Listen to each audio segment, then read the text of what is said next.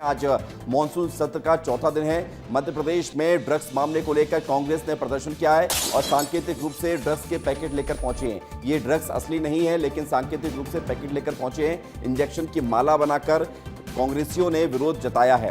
विधानसभा में चौथे दिन भी कांग्रेस का अनोखा हंगामा देखने को मिला है। तो पहले दिन गिरगिट, अगले दिन भैंस, उसके बाद पेड़ पत्ते और अब जो है यहाँ पर ड्रग्स के माला, नकली इंजेक्शन की माला, इस तरह से कांग्रेस के विधायकों ने प्रदर्शन किया है। और मध्य प्रदेश में बढ़ते नशेखोरी को लेकर कांग्रेस के विधायकों ने, नेता प्रतिपक्ष ने आरोप लगाया है। ड्रग, ये देखो, ये इस प्रकार से ड्रग लिए जाते हैं। ये पाउडर किस प्रकार से सूंघा जाता है। आप समझ सकते हो कि किस प्रकार से करोड़ों अरबों रुपए का व्यापार हो रहा है और इनको किस किस को पैसा जा रहा है।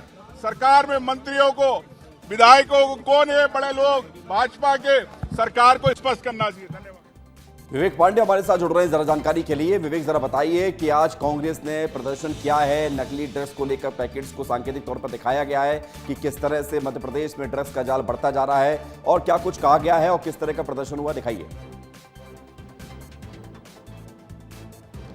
देखिए, प्रदर्शन तो लगभग पूरा हो चुका है, विधानसभा की कार्रवाई शुरू हो गई, लेकिन उससे पहले करीब 10:30 बजे पहले कांग्रेस के तमाम सारे विधायक यहाँ पे गांधी प्रतिमा के पास पहुँचते हैं और मध्य प्रदेश में जो ड्रग्स की खेप है, लगातार जो ड्रग्स के मामले निकल के सामने आ रहे हैं, उसको लेकर सांकेतिक प्रदर्शन किया है।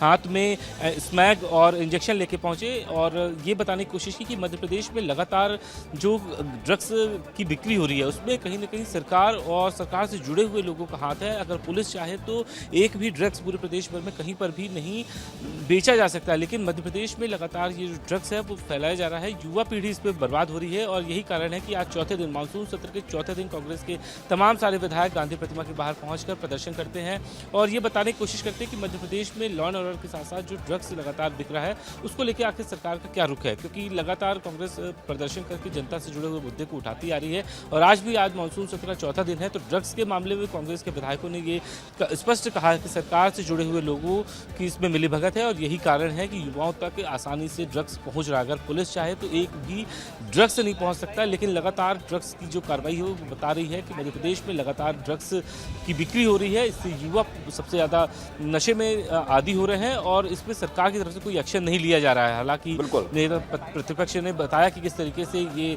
इंजेक्शन का इस्तेमाल किया जाता है और इस वक्त बीजेपी के विधायक भगवान दास समनानी क्या कह रहे हैं आपको सुना देते हैं।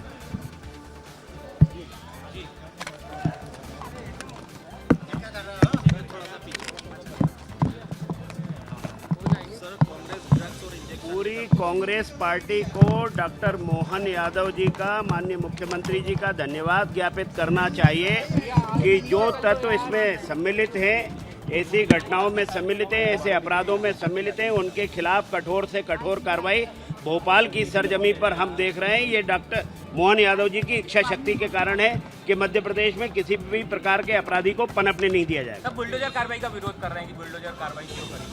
अब एक तरफ या तो ये बता दो क्या करना चाहिए, कांग्रेस पार्टी बता दे। बुलडोजर की कार्रवाई नहीं होना चाहिए तो क्या होना चाहिए?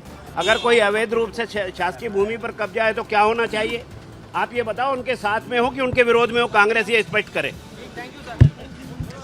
तो बीजेपी के विधायक हैं वो ये कह रहे हैं। भगवान दास सबनानी ये कह रहे थे, कांग्रेस पर निशाना साध रहे थे और विवेक पांडे हमें लगातार वहां से तस्वीर दिखा रहे हैं। विवेक, कुछ और हलचल हो तो बताइए।